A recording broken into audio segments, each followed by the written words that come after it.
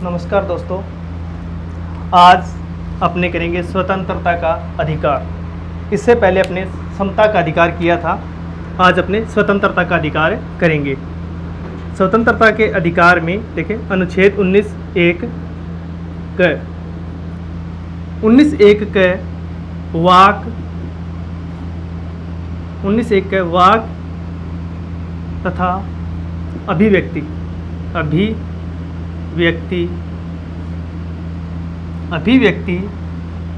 की स्वतंत्रता,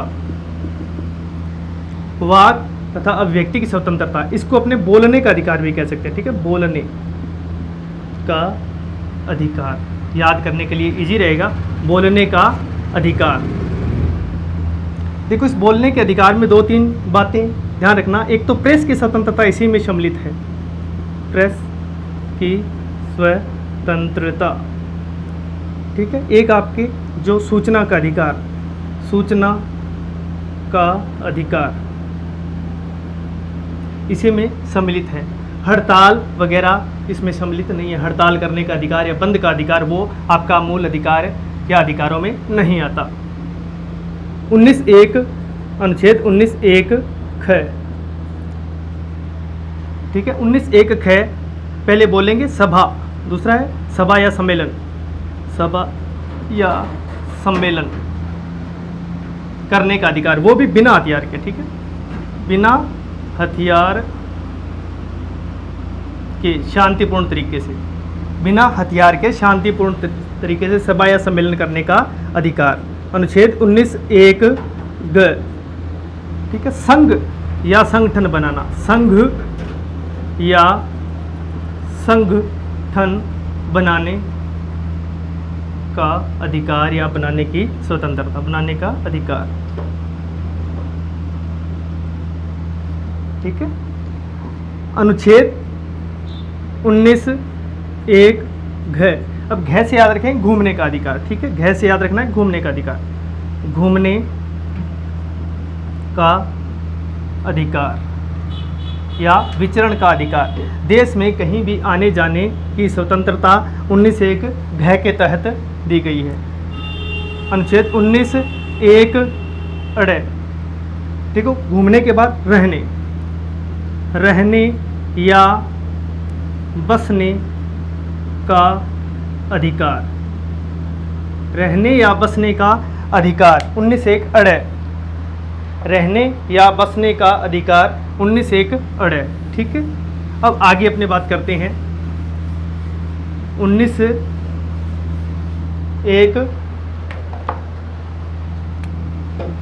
च, अनुच्छेद 19(1) च, अनुच्छेद 19(1) च में क्या है? अनुच्छेद 19(1) च,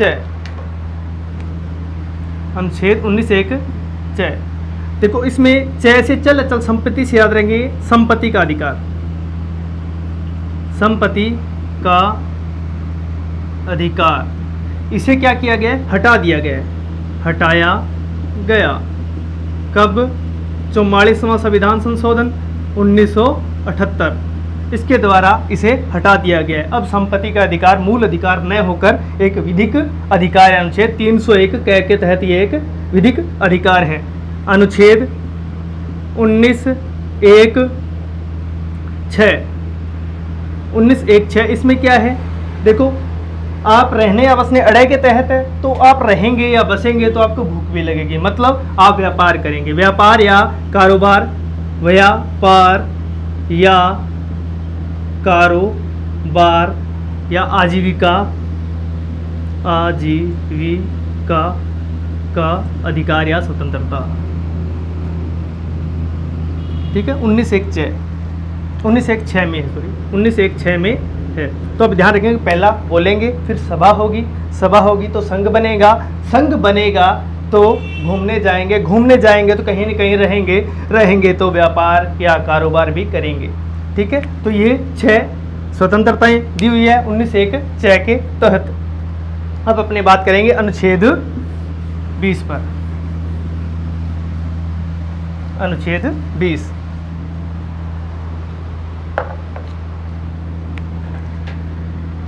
अनुच्छेद 20 अपराध के संबंध में दोष सिद्धि के अपराध के लिए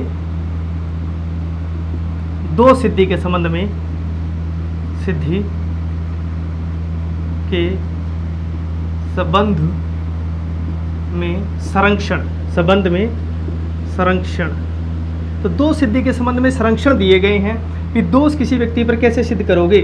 तो नंबर 1 है भी जिस वक्त वो अपराध करता है, ये अपराध के लिए कोई व्यक्ति को अपराधी कब मानेंगे, जब वह अपराध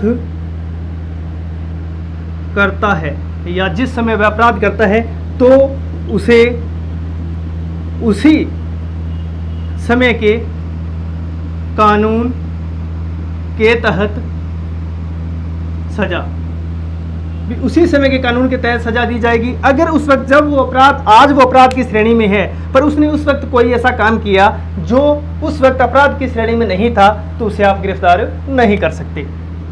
दूसरा है 20(2) के तहत एक ही अपराध के लिए 2 बार सजा नहीं, 2 बार सजा नहीं, ये 2 बार सजा नहीं दी जा सकती एक ही अपराध के लिए। तीसरा, स्वयं के विरुद्ध भी उसी व्यक्ति को स्वयं के विरुद्ध गवाही के लिए, स्वयं के विरुद्ध गवाही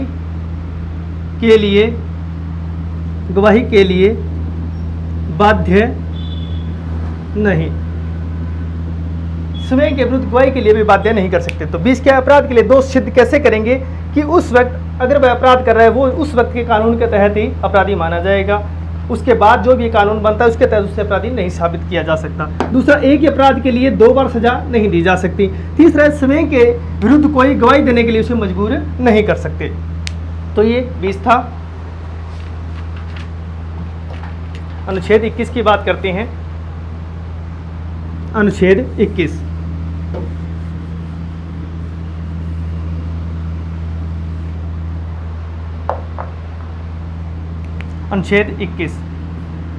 प्राण व दैहिक स्वतंत्रता का अधिकार। प्राण व दैहिक स्वतंत्रता का अधिकार 21 के तहत है और इसे समाप्त नहीं किया जा सकता आपातकाल में भी। तो इसके अंदर देखो भी इसको किस प्रकार आप किसी को इस अधिकार से वंचित कर सकते हैं, तो वो है विधि द्वारा स्थापित प्रक्रिया के तहत ही उसे वंचित किया जा सकता है। विधि द्वारा स्थापित प्रक्रिया के तहत ही वंचित कर सकते हैं। और विधि द्वारा स्थापित प्रक्रिया है, ये वर्डिंग कहाँ से ली गई है, ये जापान से लिया गया है, जापान से ली गई विधि द्वारा स्थापित प्रक्रिया। तो ये ध्यान रखना। अब अपने बात करेंगे इसके आगे जो नया जोड़ा गया है 21(1) ए या क, जो आपके शिक्षा का अधिकार है। 21 के बाद में ए जोड़ा गया। ए देखो बड़ा होता है जो जब भी नया अनुच्छेद जुड़ता है। तो 21 है शिक्षा का अधिकार। 21(1) ए शिक्षा का अधिकार, शिक्षा का अधिकार। तो इसमें ध्यान देना भी इसके अंदर शिक्षा का अधिकार किन्हें दिया गया, 6 से 14 वर्ष तक के बच्चों को अनिवार्य व निःशुल्क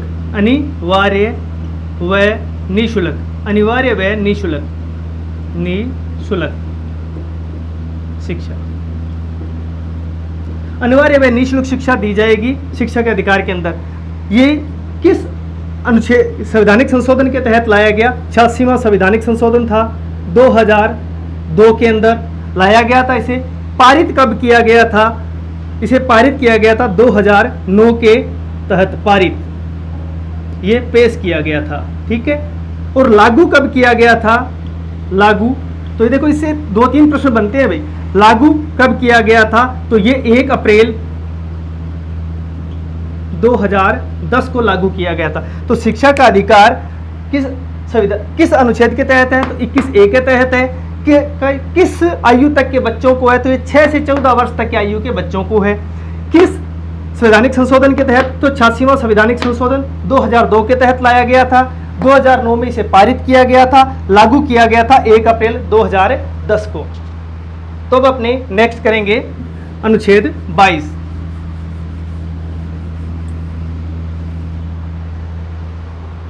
गिरफ्तारी और नजरबंदी से संबंधित अनुच्छेद 22। इसके अंदर क्या है? गिरफ्तारी तथा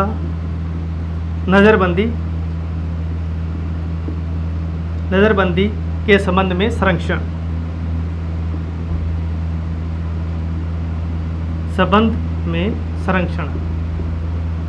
क्या संरक्षण दिए गए? इसमें भी देखो 3 है।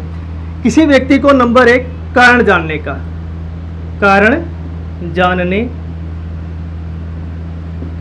अधिकार भी। उसे अगर गिरफ्तार करने जा रहे हैं तो वो पूछेगा भी क्यों गिरफ्तार कर रहे हो मुझे। दूसरा है उसे अपनी इच्छा के वकील से परामर्श करने का और अपने बचाव का पक्ष पेश करने का, वकील से परामर्श करने का अधिकार है उसे। और तीसरी बात है इसमें भी 24 घंटे के अंदर, जो आने जाने का समय छोड़कर 24 घंटे के अंदर उसे मजिस्ट्रेट के नज़दीक के जज के सामने पेश करें। तो ये 3 बातें हैं। कारण जानने का वकील है, 24 घंटे के अंदर नज़दीकी मजिस्ट्रेट के सामने से पेश किया जाए। तो धन्यवाद दोस्तों। इसके आगे की अपने क्लास नेक्स्ट वीडियो में करेंगे। धन्यवाद।